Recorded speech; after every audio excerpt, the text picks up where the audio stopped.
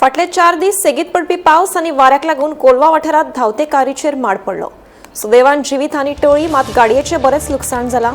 ताका लागून कांय वेळ येरादारी आडकून उरली। हे घडणुकेची म्हायती उजो पावपी दळाक दिले उपरांत तांच्यांनी पडिल्लो माड कातरून रस्तो येरादारी खातीर मेकळो करून दिलो।